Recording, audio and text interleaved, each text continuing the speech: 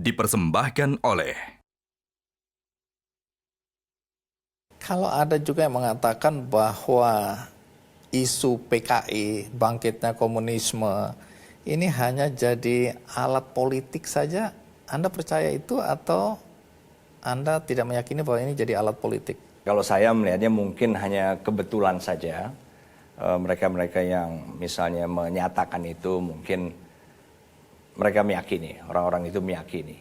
Tapi bagi saya, selama tidak ada sesuatu yang kemudian bisa dijadikan pegangan, apakah itu benar atau tidak, ya menurut saya lebih sebagai diskurs. Satu hal lagi ya, Anda kan pernah juga di intelijen. Isu PKI di intelijen ini masih jadi isu utama atau sebenarnya udah nggak laku isu itu? Saya membawahi BAIS dan sejauh ini saya tidak pernah dapat laporan, misalnya apakah indikasi atau apapun juga yang kemudian mengarah pada komunisme, sama sekali tidak. Jadi relatif saat ini di dunia intelijen pun juga tidak menjadi bahan perbincangan. Sekarang kontroversi berikutnya, ini kebijakan ya, kebijakan Anda sebagai Panglima. Anda kemudian menghapuskan salah satu syarat bagi perempuan yang ingin masuk menjadi anggota TNI, syarat keperawanan. Jadi mereka yang mau masuk TNI harus perawan. Anda bilang itu dihapuskan aja. Dan itu menimbulkan pertanyaan juga, dasarnya apa? Bagi saya, seleksi kan dinilai. Tadi mulai dari materi seleksi misalnya akademik, psikologi, kesehatan, jasmani. Itu kan dalam rangka pertimbangannya apakah mereka-mereka ini bisa melalui pendidikan dasar militer. Karena begitu mereka keterima, langkah pertama adalah mereka harus menjalani pendidikan dasar kemiliteran. Apakah mereka mampu? Makanya pengukuran tadi kan hubungannya dengan itu juga. Yang kedua, pertimbangan kedua, masa pakai mereka. Jadi masa pakai mereka dari hasil data awal ini, apakah akan panjang atau enggak? Nah itu pertimbangannya. Nah, soal keperawanan atau tidak, untuk masuk pendidikan, itu tidak ada kaitannya. Untuk pendidikan tadi, pendidikan dasar kemiliteran. Yeah. Tidak ada orang yang perawan dan tidak perawan bisa selama secara fisik dia mampu. Oke, jadi tidak ada ketentuan aturan yang spesifik mengenai keperawanan? Tidak ada. Oke, kalau dulu ada, dasarnya apa? Ya itulah, ya saya tidak tahu. Makanya lagi-lagi saya menggunakan peraturan perundangan saja. Oke. Yang menurut saya memang harus kita pegang. Kalau yang nggak ada hubungannya dengan peraturan, ngapain dia adakan? Walaupun secara praktek memang dulu ada. Tapi kan saya selalu menginginkan tindakan apapun kita harus berpegang pada peraturan aja. Nggak mungkin kita salah. Dan peraturan itu nggak ada yang mengatakan itu. Oke, jadi ada peraturan Panglima TNI, tidak ada menyatakan itu. Anda sudah cek itu semua ya? Sudah. Dan itu bukan peraturan yang saya buat. Peraturan Panglima yang dibuat jauh sebelum saya. Tidak ada juga. Baik, kalau sekarang pendekatannya moral. Ya, keperawanan itu kan bagi masyarakat identik dengan ukuran moral, ya. Dengan demikian, lepas dari tidak ada ketentuan di dalam aturan di TNI ya soal keperawanan, tapi kita pakai logika berpikir masyarakat. Kalau dia perawan, dia masuk TNI, secara moral TNI ini tanda kutip sudah aman. Nah, kalau pendekatannya seperti itu bagaimana? Ya bagi saya itu tidak benar. Karena apa? Karena satu, kita tidak berbicara moral dalam rekrutmen tadi. Saya selalu kembali kepada rekrutmen tadi, Mas Andi. Jadi item-item seleksi ini tidak ada salah satu pun yang mengukur tentang moral. Kalaupun agama, pertanyaannya adalah agama apa? Kemudian apabila hubungannya dengan tingkah laku dan itu adalah bagian dari syarat administrasi, memang ada, yaitu mendapatkan surat keterangan yang dikeluarkan secara resmi oleh kepolisian bahwa yang bersangkutan ini tidak pernah kena sanksi pidana. Berarti belum pernah kena sanksi pidana secara formal, nah itu bisa. Kalau sudah, ya nggak bisa masuk. Apakah itu hubungannya dengan moral? Mungkin ada juga. Tapi itu yang kita pegang. Jadi mereka-mereka yang sudah pernah di penjara tetapi karena mendapatkan putusan pengadilan yang berkekuatan hukum tetap, ya sudah nggak bisa. Nggak bisa. Tapi selain itu, menurut saya penilaian moral ini ya sangat Relatif. Iya, sangat relatif, subjektif juga. Jadi saya tidak memilih tidak menggunakan itu. Baik. Di luar juga ada pembicaraan bahwa untuk jadi istri anggota TNI itu juga harus ada ukuran atau tes keperawanan. Betul itu? Itu betul, walaupun juga aturannya tidak ada. Dan saya telusuri, ini juga tidak merata.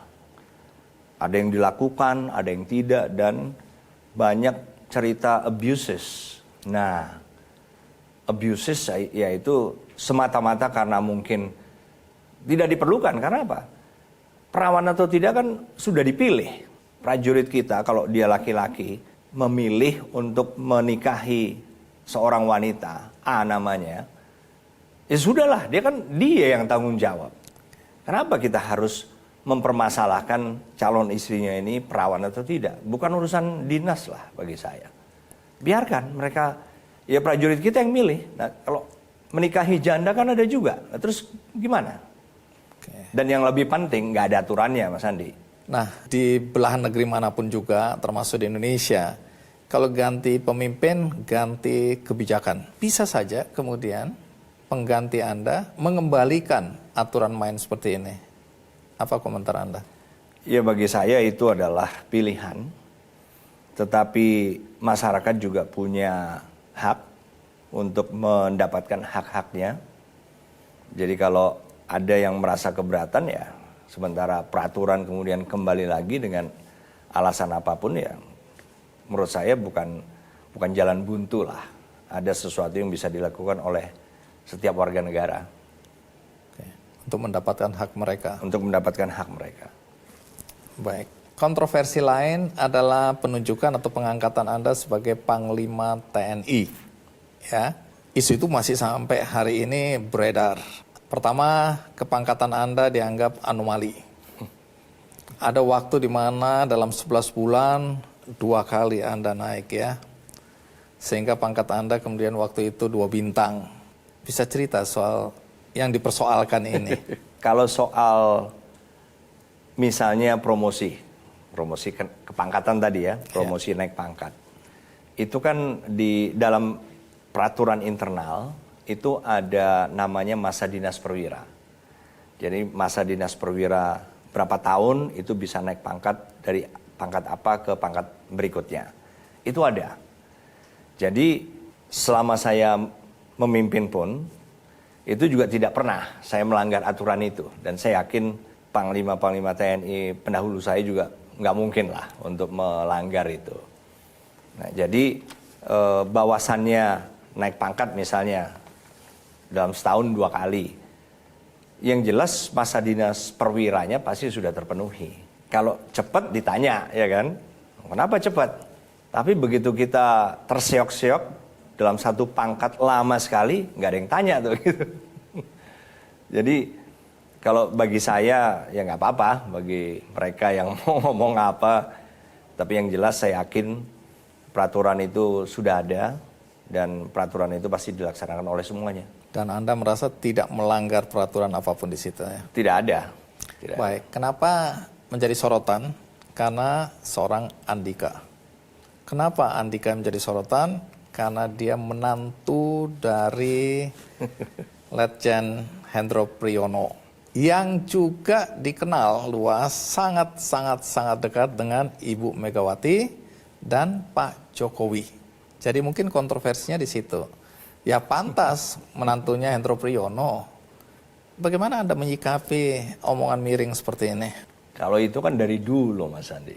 Dari sejak saya menikah ya, itu sudah mulai. Tapi saya menikahi Hetty, saya masuk dalam keluarga mertua saya, ya saya harus menerima Konsekuensi itu. Iya, apa adanya dengan segala konsekuensinya. Jadi saya merasa ya mau apa lagi, walaupun kadang-kadang rasanya saya, waduh, kayak overshadowed itu saya di bawah bayang-bayang terus nih. Semua misalnya prestasi kerja nggak kehitung itu Mas, karena selalu dilihat terang aja nih karena menantunya siapa kan gitu.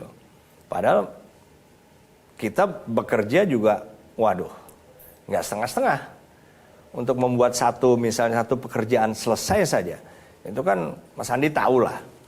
Kick Andy udah 17 tahun seperti ini kan juga pasti ada kerja keras yang dilakukan oleh Mas Andi dan tim. Ya sama, setiap pekerjaan pun sampai dengan selesai, berhasil itu kan juga pasti penuh dengan kerja keras lah. Kita memastikan semuanya bisa selesai dan itu butuh semuanya lah.